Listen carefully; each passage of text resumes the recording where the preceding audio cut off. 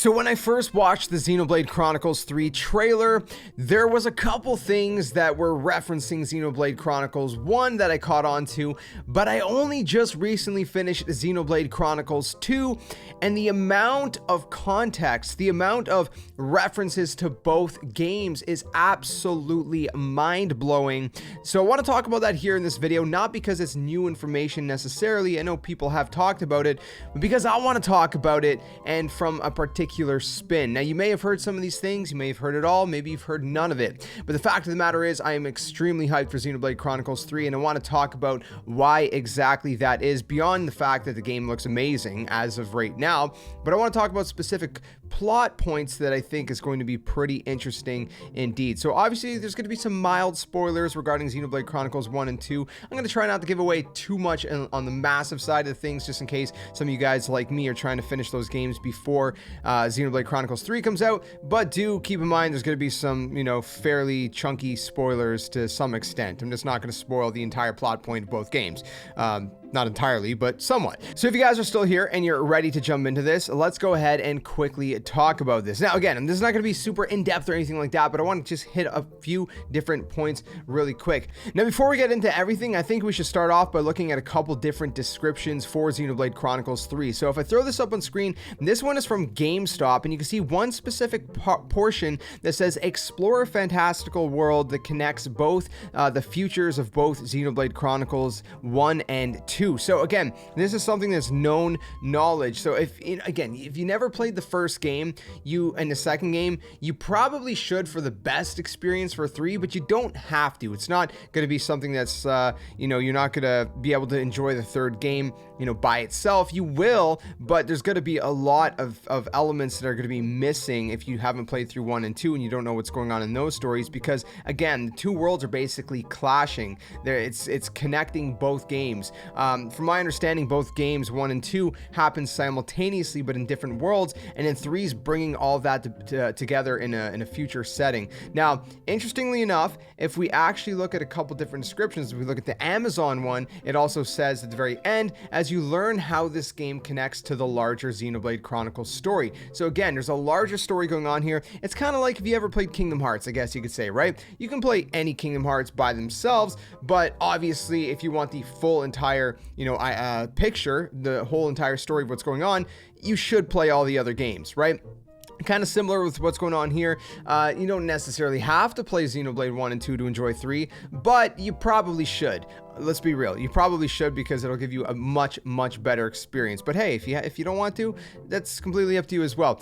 Now, there's a couple different things I want to look at regarding some of the comments that the executive director made. Now, the first one here we're going to take a look at. This one is from CBR. Throw it up on screen, you guys can see. It says, among the new titles announced in the latest Nintendo Direct, it goes on Xenoblade Chronicles 3. But what's really interesting is they go on to say that Monolith Soft's executive director has said that as an installment that bridges the worlds introduced in 2010 Xenoblade Chronicles and its 2017 sequel, Xenoblade Chronicles 2. It's a story that spans centuries, and Xenoblade 3 has plenty of narrative room to explore and make good on its teased premise while expanding the fan favorite fantasy mythos behind the Xeno series. Now we got another quote from the executive producer. This one's more of a direct quote, and I'll throw that one up on screen.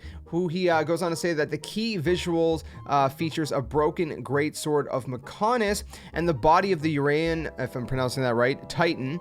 If you don't know, the Mechonis is from Xenoblade 1 and the Uraean Titan is from Xenoblade 2, with a gaping wound. He says, I imagine everyone who saw the trailer was quite surprised by the final scene. What is this visual hinting at? I can't reveal that just yet, but what I can tell you is that the visual was conceived quite some time ago. More precisely speaking, we came up with it sometime between the end of the development of Xenoblade Chronicles and the beginning of the development of Xenoblade Chronicles 2. So again, just before kind of Xenoblade 2 came out, they kind of came up with all this. So it's not something that they just recently added to the series. Now, if you're wondering what exactly he's talking about, let me show you the box art for all 3 games. Throw it up on screen as well right now. So in Xenoblade 1, you can see the Mechonis in the background. You don't, unfortunately, don't see his sword in that shot. In the second artwork, you can see that the Uraean Titan, and then interestingly enough, in Xenoblade 3, you can see the two combined. So the sword that you see in Xenoblade Chronicles 3's box art is the Mechonis' sword, the big mech thing you see in the first box art. That mech's sword, if you will. I'm calling it a mech, but I know I'm gonna get roasted for saying that. I just trying to explain it to people that maybe don't understand fully. The Mechonis' sword is piercing through the Uraean Titan from Xenoblade 2. So again, you got elements of the box art from 1 and 2 kind of clashing in 3, and the whole idea is that the world is going to be kind of connected and clashing together, which is pretty insane if you think about it. Pretty exciting stuff. And then finally, this one coming from Twitter, but again, you can go see this for yourself over on the Nintendo Switch eShop page. So at the very end, they do say that, you know, while you don't need to play any previous Xenoblade to enjoy this one, longtime fans probably know that discover what's really happening in the world is code for things are going to escalate. So it seems like Xenoblade Chronicles 3 is going to be absolutely huge and just massive in and of itself. Now, this is just, by the way, scratching the surface. Okay, now we're getting into the more kind of spoilery stuff a little bit. Let's start with a little bit less spoilery stuff. So first of all, Xenoblade Chronicles 3 is all about two sides joining together, right? So you have two different sides, Kiev and Angus, like they're two different nations, and the whole idea is that there's 3 characters from each that have been sent on a mission to team up together. And you can actually see in the Nintendo Direct that at first they have a little bit of conflict between each other, but then eventually, you know, I guess somehow they smooth things out and they start working together. So it's all about two sides joining together, right? Again, the whole concept of Xenoblade 1, Xenoblade 2 clashing together, two opposite sides. Now, the interesting thing about this as well is one from each side, right? So they come in pairs, right? So like I said, there's 6 total. And so if you have one person from Kiev and one person from Angus in 3 pairs, they're going to be able to do something called interlinking. It's also called Ouroboros, if I'm pronouncing that right. So it's kind of this thing where they kind of combine their beings, if you will, I guess, for lack of a better explanation, and they become this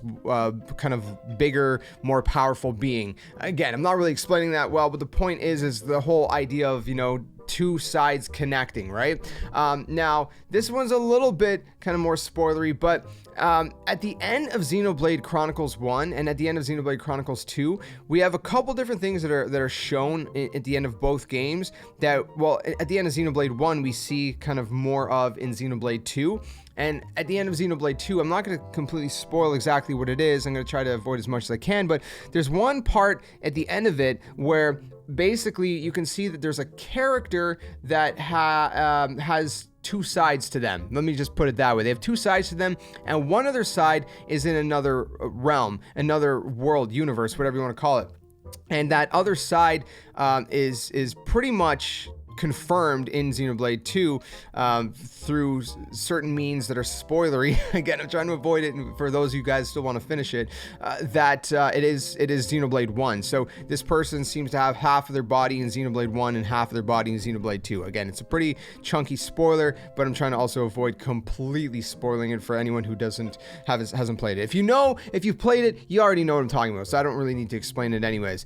So that part is pretty interesting as well. Now, I don't know if this is something that my buddy came up with himself. I can't remember, but my buddy Octolamar, in my last stream where I ended Xenoblade 2, he was talking about the fact that in Xenoblade 1 Future Connected, if you look at the Fog King in that game, and then you compare it to the monster from Xenoblade Chronicles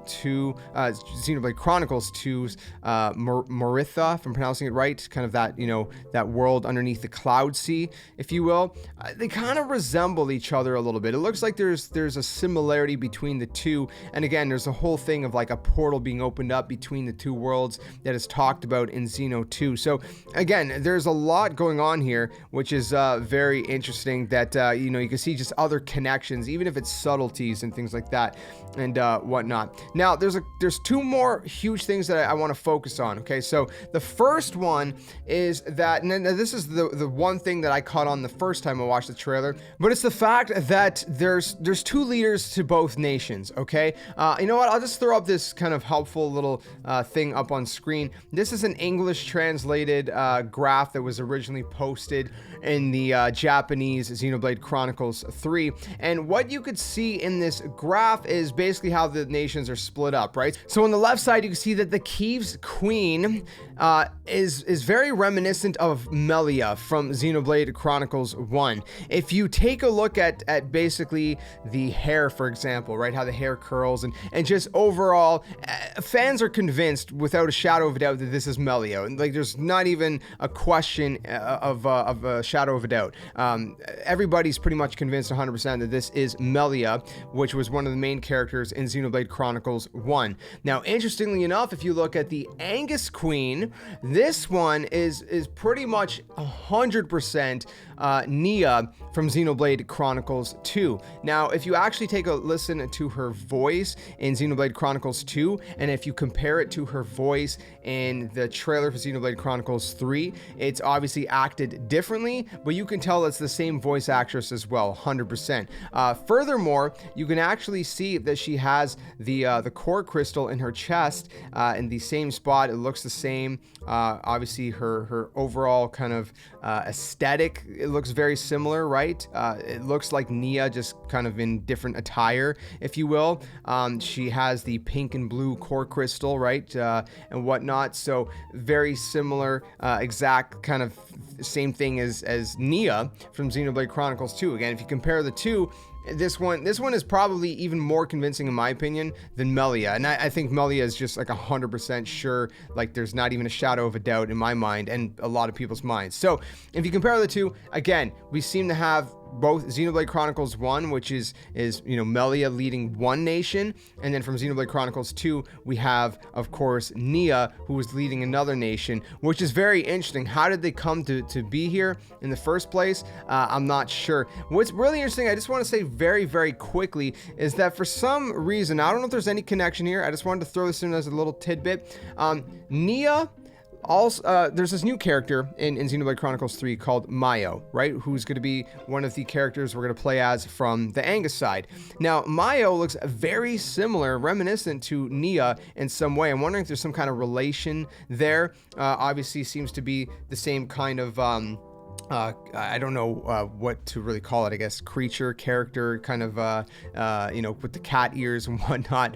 Also has the core crystal, right, the blue and pink core crystal on Mio's chest. And also, Mio uses the same kind of weapons as Nia did. So again, I'm just curious if there's any kind of connection there. I could be wrong. There may or may not be. But that was one last thing I wanted to mention. And then finally, there's one more thing before we go to the big final conclusion, and that is Van Damme. We could see the character in Xenoblade 3 looks exactly like this character in Xenoblade Chronicles 2. It's I don't know if it's the same person. I don't know if it's like a rebirth of the same person, if it's like a, you know, some kind of family line where it's just kind of like a distant relative or something, but there's definitely a connection there as well.